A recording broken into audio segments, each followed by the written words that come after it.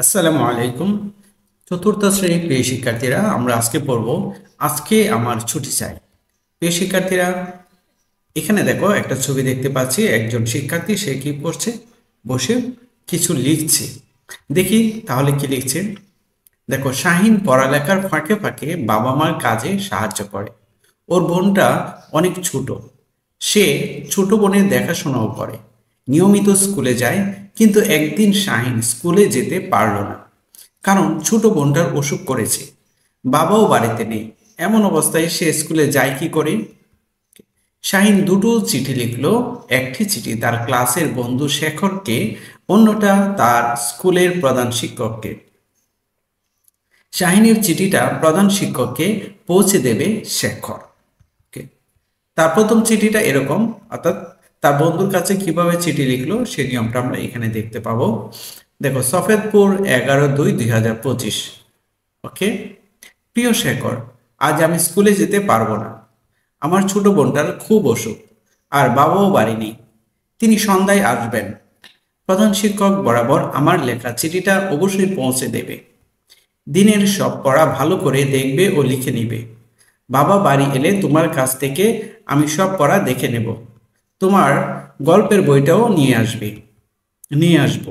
ওকে, আজকে তারপরে পেরাতে আসছে। দেখো, আজকে স্কুলে লাইব্রেরি থেকে খেলার বইটা নিতে ভুলবে না যেন। ওকে, ইতি তোমার বন্ধু শাহিন। অর্থাৎ চিঠিটা লিখেছে কে? শাহিন। কার কাছে লিখেছে? তার বন্ধু প্রিয় শেখরের কাছে লিখেছে। ওকে, তারপরের পৃষ্ঠায় দেখো, এখানে বলছে বন্ধু শেখরকে লেখা চিঠিটা ভাঁজ করে অপর পৃষ্ঠায় লিখলো। কি লিখলো? শেখর চন্দ্র সরকার, গ্রাম আড়াইপাড়, উত্তর পাড়া। ওকে, অর্থাৎ তার ঠিকানাটা লিখলো। তার দ্বিতীয় চিঠিটা এরকম। দ্বিতীয় চিঠিটা কার কাছে লিখেছিল? প্রধান শিক্ষক বরাবর। তো প্রথমে আমরা কি করব? তারিখ দিব। দেখো, তারিখের পরে 11/2/2025 কে বরাবর প্রধান শিক্ষক, ইসাপুর সরকারি প্রাথমিক বিদ্যালয়, সফেদপুর, ঢাকা। দেখো, ইসাপুর সরকারি, এখানে তুমি তোমার বিদ্যালয়ের নাম দিবে। বিষয় হচ্ছে ছুটির আবেদন। মহোদয়, সবিনয় নিবেদন এই যে, আমার ছোট বোন খুব অসুস্থ, বাবা বাড়ি নেই, তিনি সন্ধ্যায় আসবেন। ছোট বোনকে দেখাশোনা করতে হবে বলে আমার পক্ষে আজ বিদ্যালয়ে আসা সম্ভব নয়। ঠিক আছে, পরের প্যারাতে দেখো, অতএব মহোদয়ের নিকট আবেদন, আমাকে আজ ছুটি প্রদান করলে আমি বাধিত হব।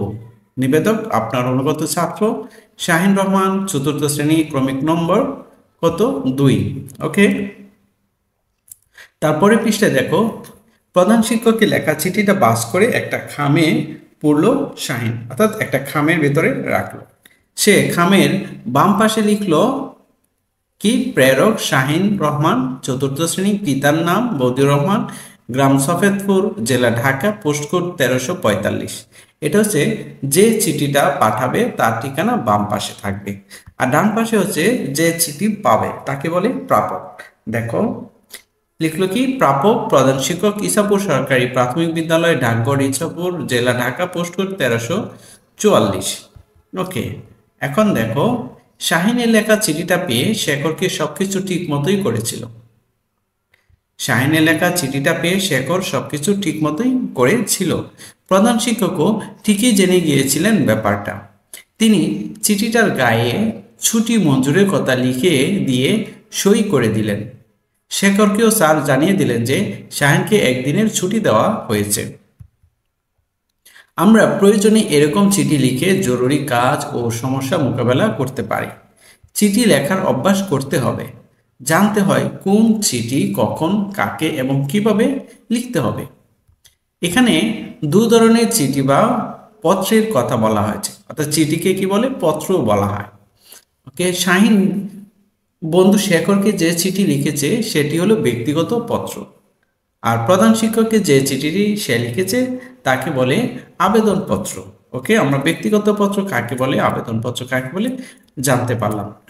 এখন অনুশীলনী দেখো, 1 নম্বরে আছে চিঠি কয়েক রকম হতে পারে, যেমন ব্যক্তিগত চিঠি, পারিবারিক চিঠি, নিমন্ত্রণ পত্র, ব্যবসায়িক চিঠি, দাপ্তরিক চিঠি, অনুরোধ পত্র বা আবেদন পত্র।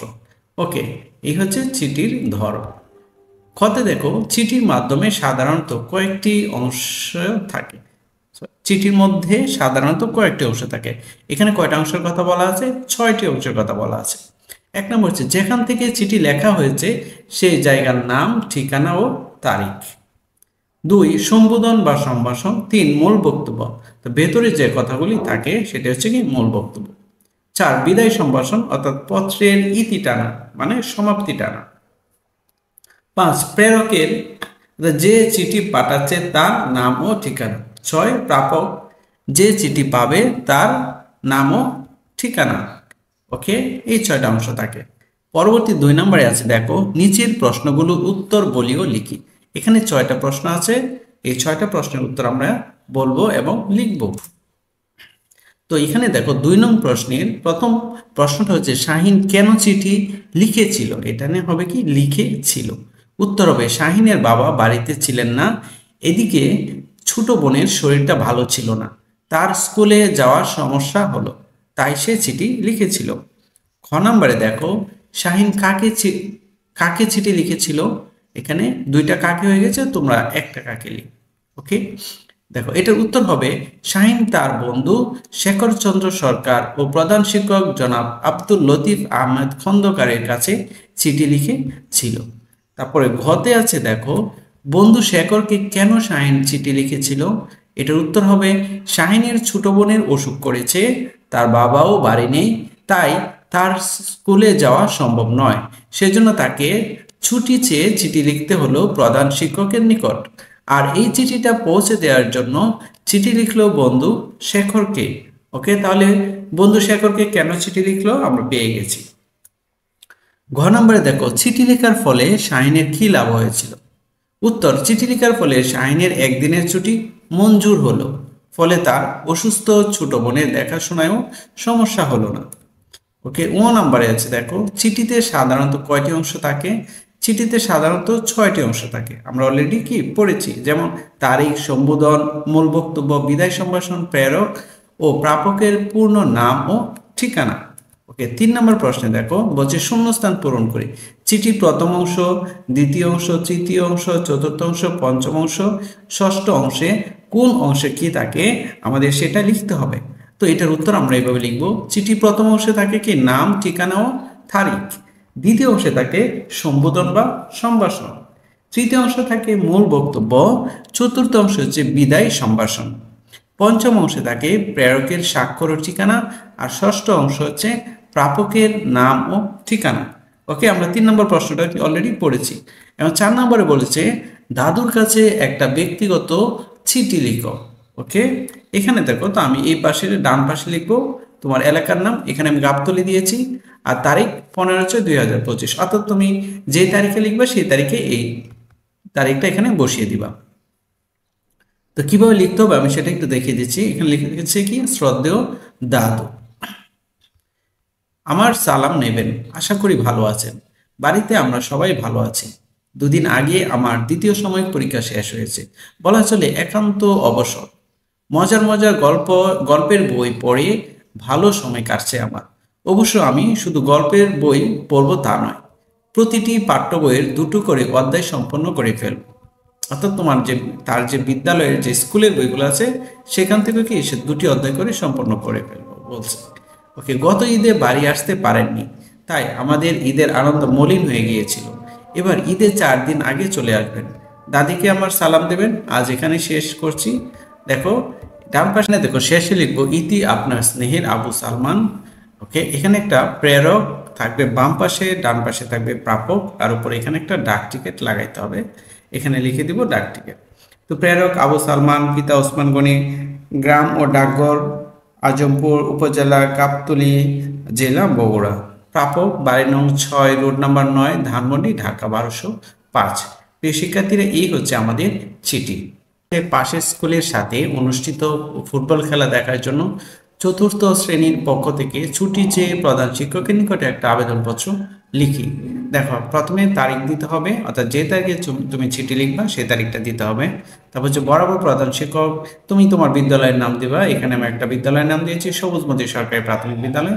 জনাব, বিনীত নিবেদন, আগামী 16/2/2025 তারিখ রবিবার মাতৃছায়া সরকারি প্রাথমিক বিদ্যালয়ের সাথে আমাদের বিদ্যালয়ের আন্তঃবিদ্যালয় ফুটবল খেলার ফাইনাল প্রতিযোগিতা অনুষ্ঠিত হবে। আমরা সবাই এই খেলায় দর্শক হিসাবে মাঠে থাকতে চাই। অতএব উক্ত দিনের চতুর্থ পিরিয়ডের পর ছুটি মঞ্জুর করে বাধিত করবেন। ওকে, এটুকু লিখলে হবে। তারপর লিখবো নিবেদক চতুর্থ শ্রেণীর শিক্ষার্থীদের পক্ষে আবু সালমান, চতুর্থ শ্রেণী, রোল নং 1।